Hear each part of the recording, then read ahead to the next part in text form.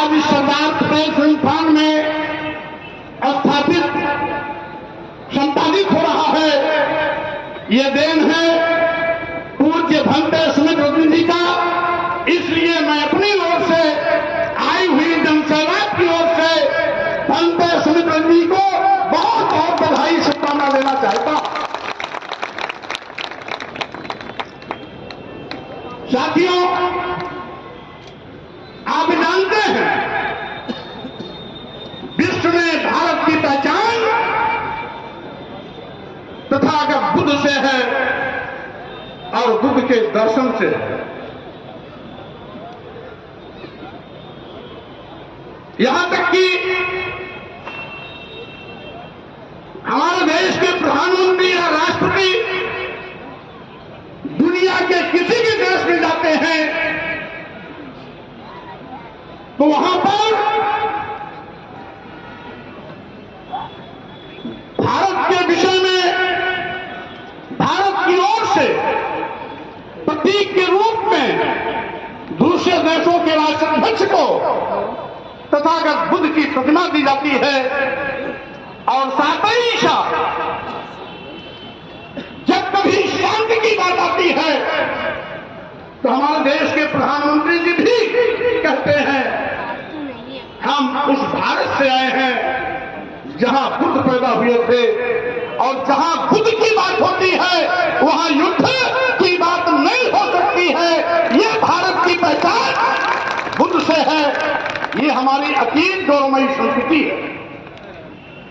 हजारों साल तक ये भारत बहुत गुनाह था।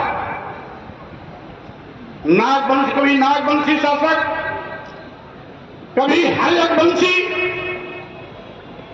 कभी वंश साम्राज्य,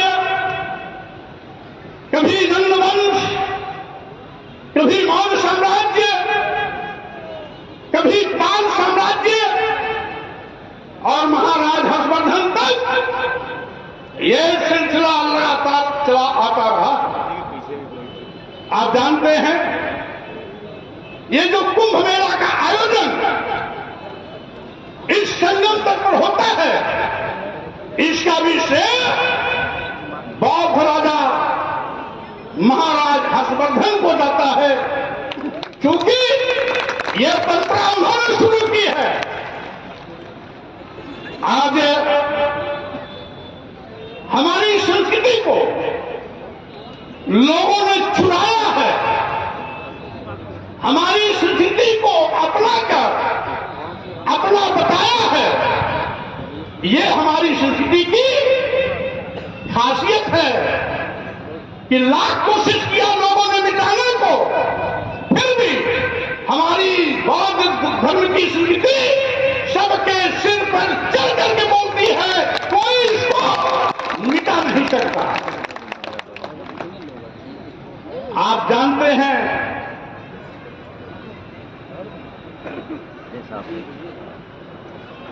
आज लगभग 60 देश भगवान बुद्ध के दर्शन पर चलने वाले देश है। चीन और रूस जो 100% कम्युनिस्ट था, वहां भी 40% लोग आज बौद्ध धर्मावलंबी हो गए हैं। विश्व के किसी कोने में पुरातत्व विभाग जब खुदाई करता है तो वहां पर बुद्ध की प्रतिमाएं मिलती हैं, बुद्ध की मूर्तियां मिलती हैं। रांची की पहाड़ी हो, साइबेरिया का पठार हो, तालिबान की पहाड़ियां हो,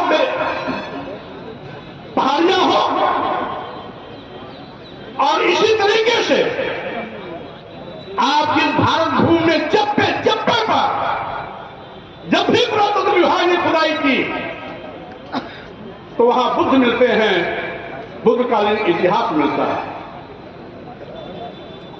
अभी आपके इसी इलाहाबाद सीतामढ़ी में घाट पर पक्की सड़क बनाने के लिए खुदाई हुई, जेसीबी से खुदाई हुई तो वहां लगभग 6 फुट ऊंची बुद्ध की प्रतिमा मिली। गंगा तीर्थ में हाईवे बन रहा था, बदाई में खुदाई हुई तो बुद्ध की प्रतिमा एक नहीं अनेकों मिली। अयोध्या में 3 बार खुदाई हुई, तीनों बार वहां बुद्ध और बुद्धकालीन अवशेष मिले। आज चप्पे चप्पे पर बुद्ध है, बुद्ध का दर्शन है, बुद्ध का विचार है। आज से लगभग 2500 साल पहले तथागत बुद्ध पैदा हुए थे, लेकिन आज भी उनका दर्शन उतना ही व्यवहारिक है जितना बुद्ध जी के कार्यकाल में था। और यही कारण है लगातार ये विचारधारा बढ़ती जा रही है। और साथ ही साथ हम तो ये कहना चाहते हैं, जापान जैसे मुट्ठी भर लोगों का देश, जहां का राष्ट्र धर्म बौद्ध धर्म है, तकनीकी क्षेत्र में अमेरिका को भी शिकस्त देने की पावर रखता है। यानी बुद्ध का दर्शन विज्ञान का दर्शन है, व्यवहारिक दर्शन है। और साथियों, यही कारण है लोगों ने जलाने की कोशिश की। नालंदा विश्वविद्यालय, तक्षशिला विश्वविद्यालय, जो दुनिया का सबसे बड़ा विश्वविद्यालय था, दुनिया की सबसे बड़ी पुस्तकालय थी, क्योंकि बौद्ध संस्कृति से भरा पड़ा था, इसलिए लोगों ने उसे जलाने और मिटाने की कोशिश की। लेकिन लाख कोशिश के बावजूद भी आज भी तथागत बुद्ध, उनका दर्शन, उनका विचार आज भी लोगों के दिल दिमाग में है। साथियों, मैं कहना चाहता हूं, सम्राट अशोक जिन्होंने तथागत बुद्ध के विचारों को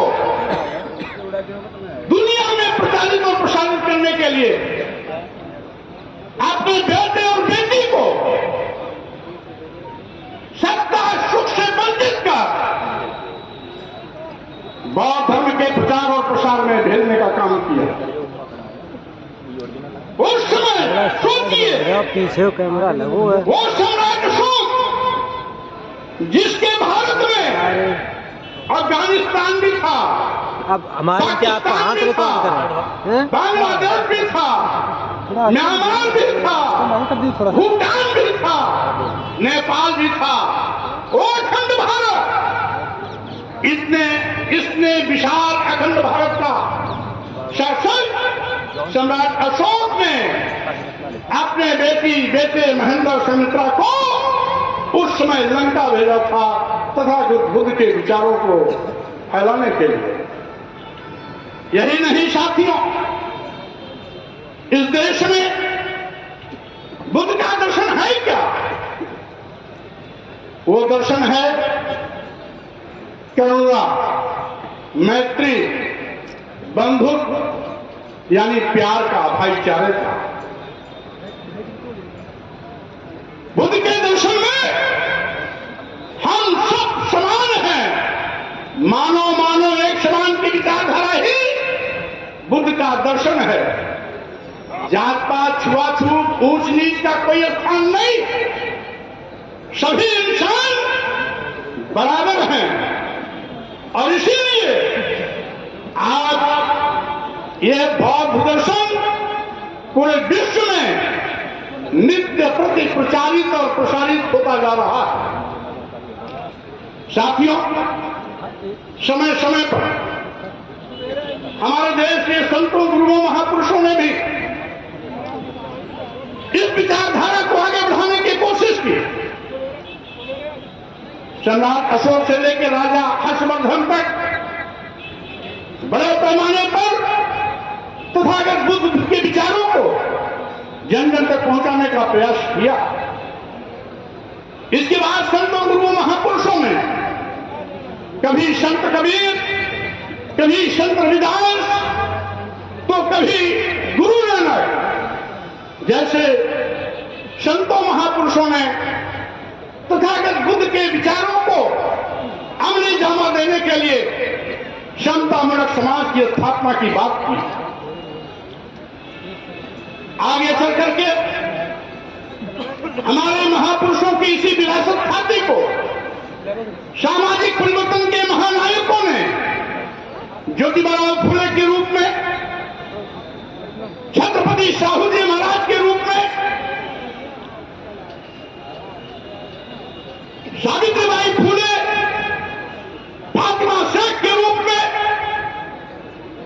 भारतीय संविधान निर्माता परम पूज्य डॉक्टर अंबेडकर, पेरियार रामास्वामी नायकर, नारायण संत गाडगे के रूप में इस कर्म को आगे बढ़ाने का निरंतर प्रयास किया। उत्तर भारत में विद्यालय सिंह यादव, तो माननीय रामस्वरूप वर्मा जी, तो बिहार में लेनिन कहे जाने वाले शहीद जगदेव प्रसाद कुशवाहा जी ने भी इसी समतामूलक समाज की स्थापना के लिए हंसते हंसते अपनी शहादत दी थी। इन तमाम महापुरुषों, सामाजिक परिवर्तन के महानायकों, संतों, गुरुओं की इसी विचारधारा को सामाजिक परिवर्तन आंदोलन के रूप में मानवर कांशीराम जी ने सम्मान स्वाभिमान की भूख जगाने के लिए, सत्ता शासन में हुक्मरान बनाने के लिए, अपना खोया हुआ गौरव वापस लाने के लिए निरंतर संघर्ष किया। इसलिए मैं अपनी ओर से, आप सब लोगों की ओर से अपने महापुरुषों को कोट कोट नमन करता हूं, वंदन करता हूं, जिनके बलबूते पर आज ये सोता हुआ समाज सम्मान और स्वाभिमान के लिए ताल ठोक करके खड़ा हो गया। साथियों, मैं कहना चाहता हूं, आखिर आज हो क्या रहा? आज ऐसे लोग जिन्होंने हमेशा समाज को बांटा, टुकड़े टुकड़े में किया, वो लोग हमें उपदेश दे रहे हैं, क्या जानते हैं? बटेंगे तो कटेंगे। क्या उपदेश दे रहे हैं? बटेंगे तो कटेंगे।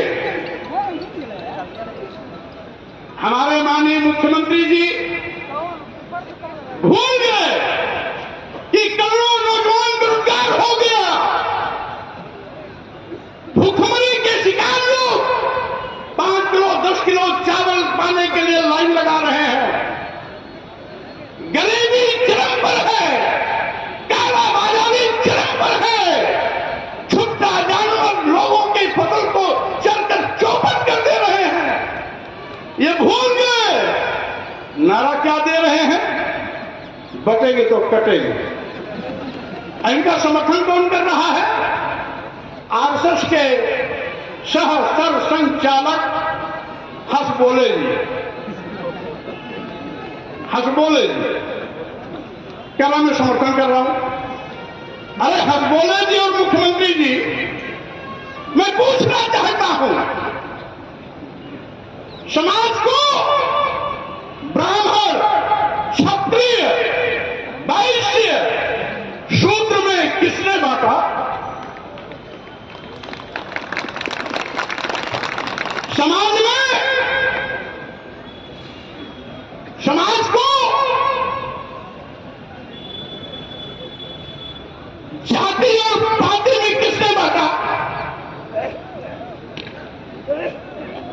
समाज को ऊंच और नीच में किसने बांटा? समाज को छूत और अछूत में किसने बांटा? आप उल्टा सेकी बघार रहे हो। समाज को बांटने का पाप आपने किया, आपके धर्म के ठेकेदारों ने किया। अपने पाप का चादर दूसरों पर डालने की कोशिश मत करो। और यही नहीं, 6,743 जातियों का निर्माण किसने किया? ब्राह्मणों में भी एक जात नहीं है, वहां पर है 3, 13 और उसके आगे कुछ ऐसी जातियां हैं जिसमें 3 वाले, उसमें कुछ ब्राह्मण की ऐसी जातियां हैं जिनकी लड़की लड़के की शादी आपस में नहीं होती। एक हमारे चित्रकूट वाले बाबा हैं, वो कहते हैं सरजू पारी ब्राह्मण सबसे ऊंच ब्राह्मण है और पूरे देश के ब्राह्मण नीच ब्राह्मण है। ये कहते हैं तो ब्राह्मणों में भी ऊंच और ब्राह्मणों में भी नीच, ये बांटा कौन बांट रहा है? मैं कहना चाहता हूं, जातियों में भी जातियां, ये किसने किया? यही लोग जो कहें बटेंगे तो कटेंगे, और आपने तो हद कर दी। धर्म का लबादा उड़ने वाले लोगों ने तो यहां कह दिया कि जय बाबा धम तेली तुम्हारा सुपच की रात कोल कलवारा। जातियों को चिन्हित करके कह दिया ये अधम जातियां हैं। ये स्वामी प्रसाद मौर्य ने नहीं कहा, पंडित सुमित्र जी ने नहीं कहा, मंच पर बैठे हुए हमारे किसी नेता ने नहीं कहा। किसने कहा? तुलसी बाबा ने कहा। इससे भी उनका पेट नहीं भरा,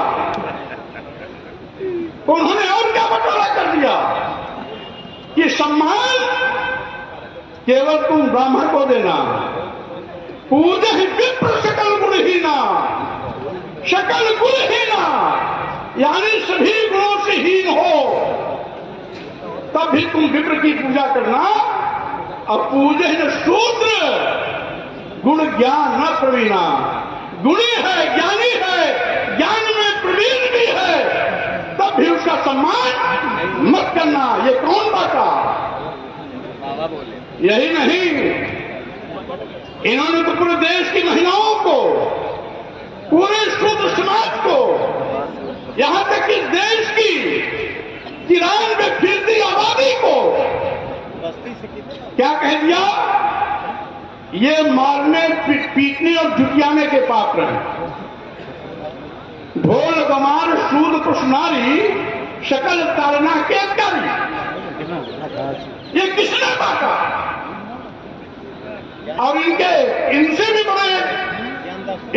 बड़े एक बैठे हुए हैं जिसको कहते हैं मनु महाराज।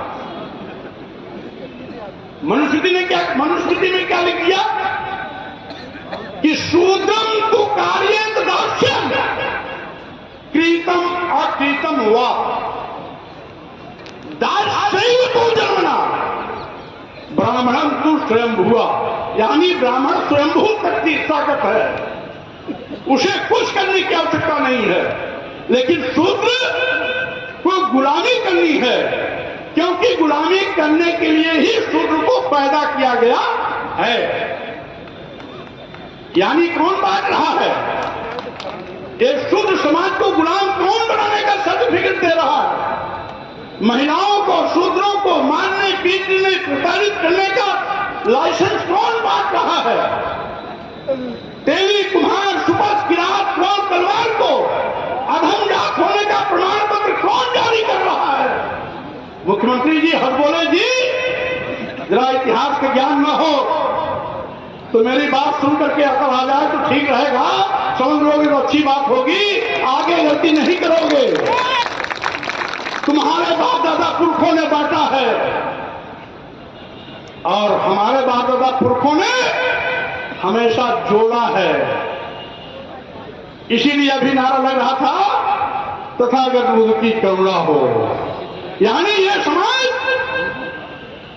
करुणा, प्यार, स्नेह, भाईचारे का समाज बैठा हुआ है। लेकिन आपने तो जाति में जाति बांट दिया, उसमें भी ऊंच और नीच कर दिया, उसमें भी छूत और अछूत कर दिया, एक में भी अनेक जाति पैदा कर दी। तो बांटने वाले क्या कर रहे हैं कि बटेंगे तो कटेंगे। अरे हम लोग तो कटने के लिए ही पैदा हुए हैं। जब आप हुकूमत में रहेंगे तो हम तो कटेंगे ही कटेंगे। यही हो रहा है। अभी कल झांसी में एक दलित अपने घर का काम कर रहा था, दबंगों ने उसे काम पर बुलाया, नहीं गया तो पहले तो उसको पेड़ पे लटकाया उल्टा, उसके बाद बाल बनाया, बाल बनाने के बाद पूरे गांव में घुमाया। वो दलित है इसीलिए ना।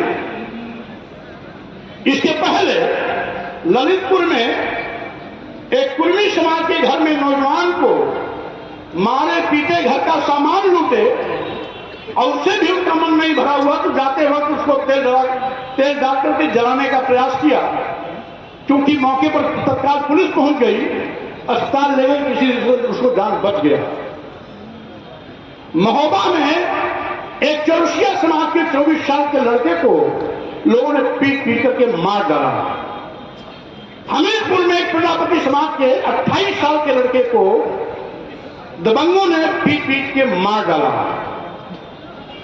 आपके इसी फतेहपुर में कोरी समाज के एक नौजवान लड़के को, उसको 18 साल का लड़का था, मौके पर मैं भी गया था, इतना पीटा, पैर का नाखून निकाल दिया, मरा समझ के उसको दफनाने जा रहे थे। किसी ने 112 पुलिस को सूचना दी, मौके पर पहुंची पुलिस, उन लोगों को गिरफ्तार किया। देखा उस बच्चे की सांस चल रही है, अस्पताल ले गए, किसी तरीके से बच गया। स्थानीय पुलिस को बचाना चाहती थी, क्योंकि मौके पर मेरा जाने का कार्यक्रम बन गया। एसपी को मैंने टाइप किया, उससे 308 की मुकदमा धारा बढ़ी और मेरे जाने के पहले से गिरफ्तार किया गया। इसी मिर्जापुर में पहले एक मौर समाज के नौजवान लड़के को, जो छात्र संघ का महामंत्री भी था, उस पर गाड़ी चढ़ा करके लोगों ने कुचल के मार डाला। एक्सीडेंट दिखाना चाहते थे, लोगों आक्रोशित होकर सड़क पे आ गए, बहरहाल पकड़े गए। वो निकले भाजपा के पदाधिकारी लोग, आज भी जेल में। अभी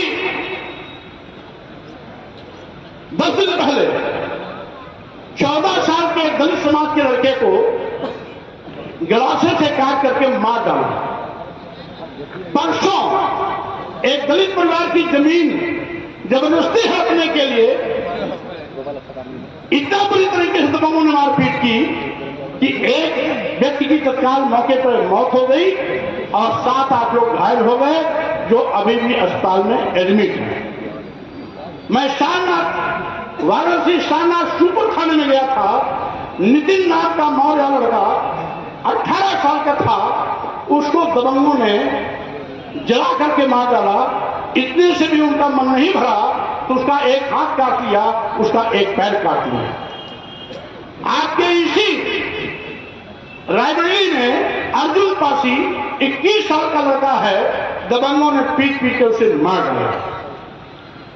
एक शेड्यूल कास्ट का लड़का, दलित समाज का लड़का, रायबरेली का रहने वाला है, जो अमेठी के शिव रतनगंज थाने में अंतर्गत स्कूल संयुक्त विद्यालय, जिसमें प्राइमरी जूनियर दोनों एक होता है, उसमें पढ़ाता था, उसको गोलियों से भून दिया। यही नहीं, उसकी पत्नी, उसके 2 बच्चों को मौत के नींद सुला दिया। 4-4 मौतें एक हो गई। यही नहीं, गोंडा में एक दलित समाज के नौजवान को, जो मात्र 22-23 साल का था, दबंगों ने पीट पीट करके मार डाला। मुख्यमंत्री जी, इनमें जितनी घटनाओं को मैंने गिनाया, 3 घटना छोड़ करके सारे घटना को अंजाम देने वाले दबंग आपकी बिरादरी के थे। जिस बिरादरी में आप पैदा हुए हो, कहते हो कि हमें क्षत्रिय समाज पर बड़ा गर्व है क्योंकि भगवान भी इसी क्षत्रिय समाज में पैदा हुए थे।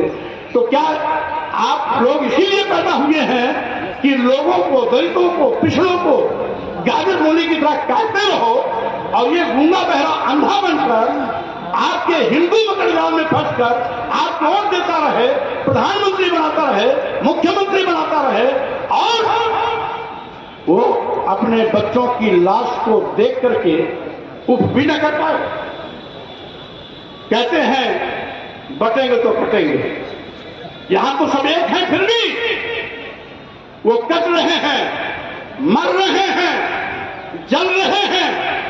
एक होने के बावजूद भी ये बांग्लादेश नहीं है, ये पाकिस्तान भी नहीं है, ये भारत है। जिस भारत के प्रधानमंत्री अमेरिका जाते हैं, जब वहां पर आतंकवाद के खिलाफ लड़ाई लड़ने की बात होती है तो प्रधानमंत्री जी कहते हैं हम बुद्ध के देश भारत से आए हैं, इसलिए जहां बुद्ध है वहां युद्ध नहीं। लेकिन आप तो अपने ही लोगों का सर काट रहे हो, अपने ही लोगों को मौत के घाट उतार रहे हो और फिर भी कहते हो शर्म नहीं आती कि बटेंगे तो कटेंगे। किसको उपदेश दे रहे हो? किसकी आंखें धूल झोंकने की कोशिश कर रहे हो? और साथियों, मैं कहना चाहता हूं इस देश में बौद्ध धर्म और जैन धर्म अतीत काल का धर्म है। यद्यपि जैन धर्म का विस्तार नहीं हो पाया, लेकिन बौद्ध धर्म विश्वव्यापी बन गया। हजारों साल तक भारत भूमि पर बौद्ध शासकों का राज था और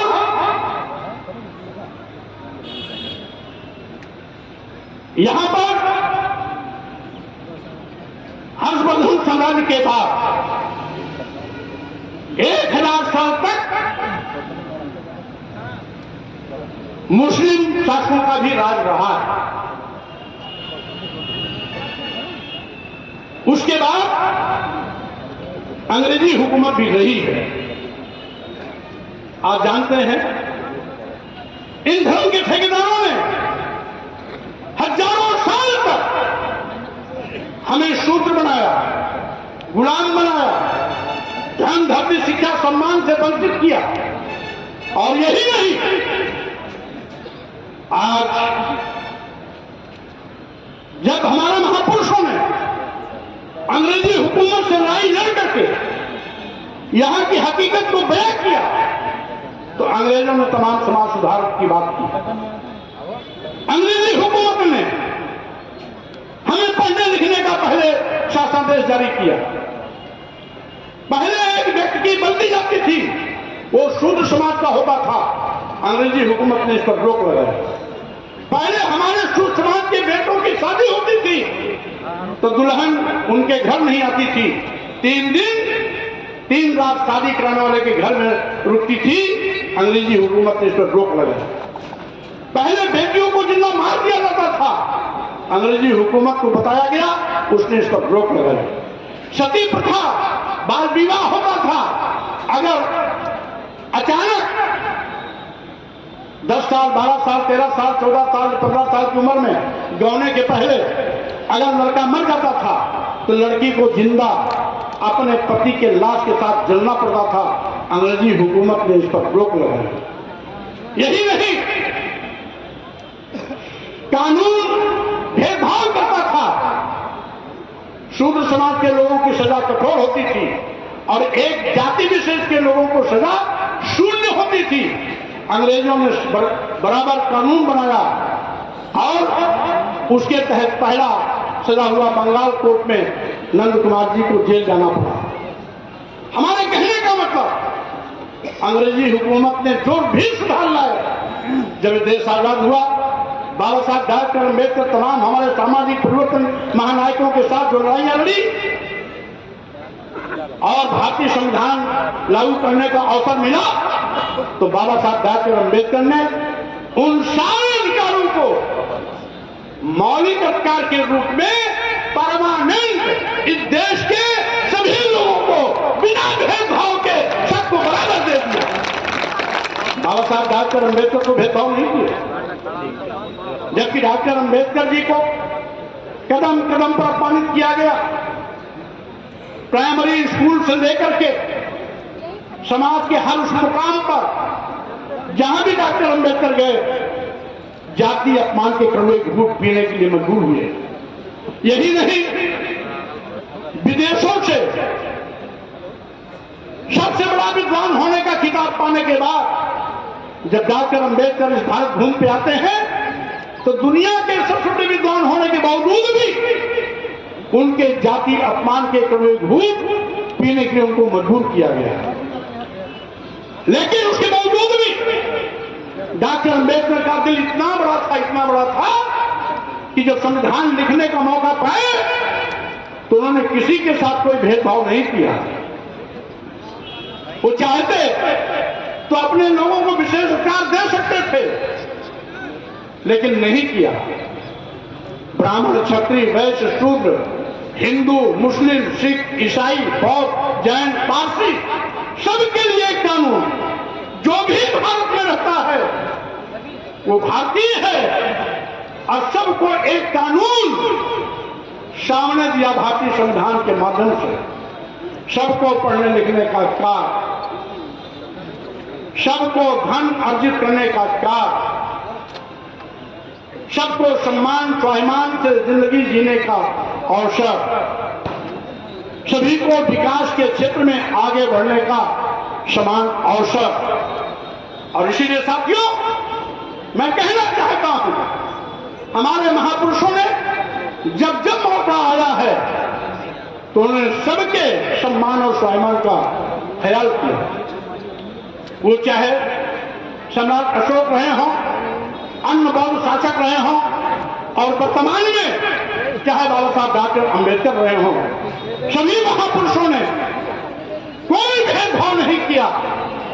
सबके सम्मान स्वाभिमान का बराबर ख्याल करते हुए सभी के हितों की रक्षा की गारंटी दी। लेकिन आज एक वर्ग विशेष के लोग काटे जा रहे हैं, मारे जा रहे हैं। वो वर्ग विशेष के लोग कौन है?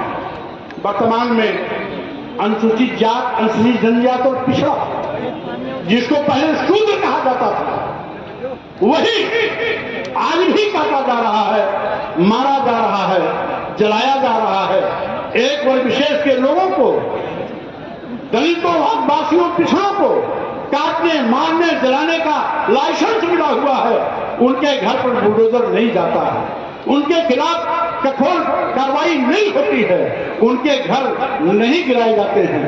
लेकिन अगर दलित, पिछड़ा, मुस्लिम समाज का एक व्यक्ति छोटी सी गलती कर देता है तो उसके घर पर बुलडोजर चला जाता है। आखिर न्याय में भेदभाव क्यों? न्याय में भेदभाव क्यों? जब कानून सबको बराबर न्याय देने का वकालत करता है तो संविधान की कसम खाने वाले लोग संविधान के विपरीत आचरण क्यों करते हैं?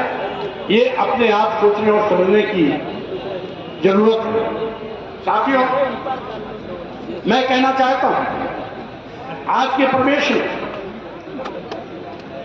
जो आज पढ़े लिखे साफ सुथरे कपड़ों में बैठे हुए लोगों का हजम दिखाई पड़ रहा है, इसके पीछे हमारे सामाजिक परिवर्तन के उन क्रांतिकारी महापुरुषों का आशीर्वाद है, उनका संघर्ष है, उनका त्याग है, जिन्होंने लंबी लड़ाई लड़ करके हमारे सम्मान स्वाभिमान, धन, गति, शिक्षा, सम्मान के अधिकार को वापस दिलाने का काम किया।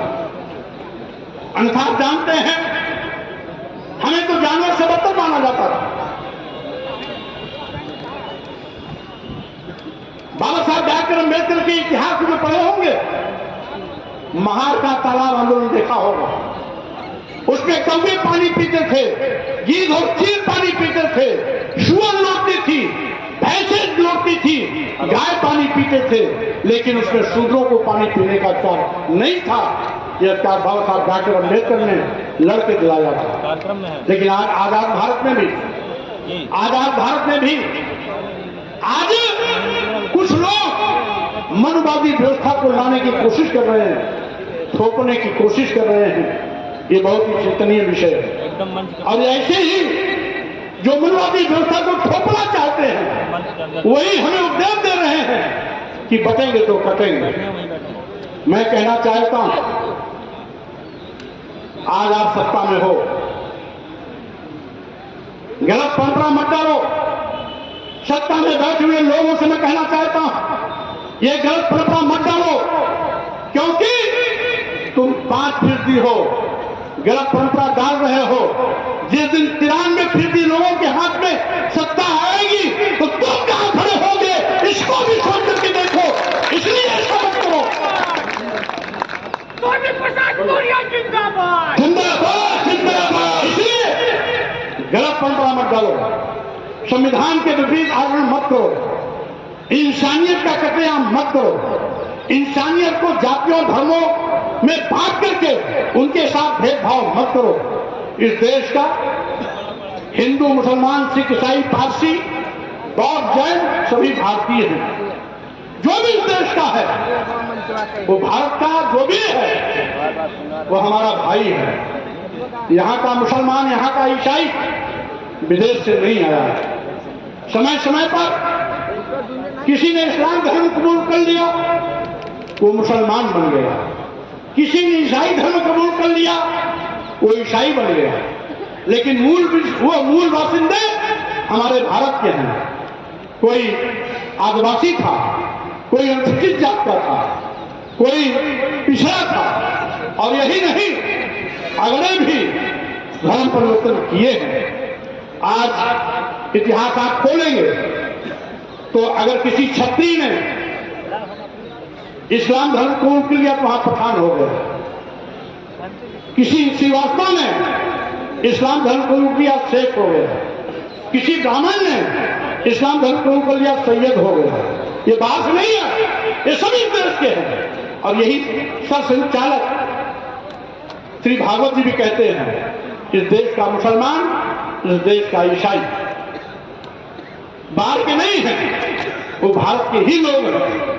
अगर भागवत जी समझते हैं तो मुख्यमंत्री जी आप क्यों नहीं समझते हैं? हंसबोले जी आप क्यों नहीं समझते हैं?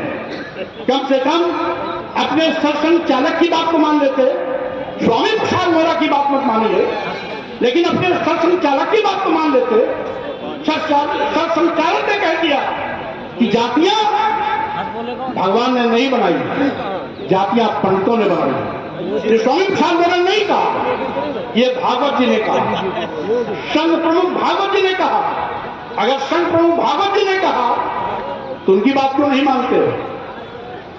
संघ प्रमुख भागवत जी ने कहा कि इस देश का हिंदू और इस देश का मुसलमान ईसाई विदेशी नहीं है, वो भारतीय है। तो कम से कम प्रमुख जी की, संघ के प्रमुख भागवत जी की बात मान लेते। लेकिन मैं कहना चाहता हूं, जातिवाद के जहर में जो पैदा हुआ है वो जातिवादी चरित्र से बाहर आ ही नहीं सकता।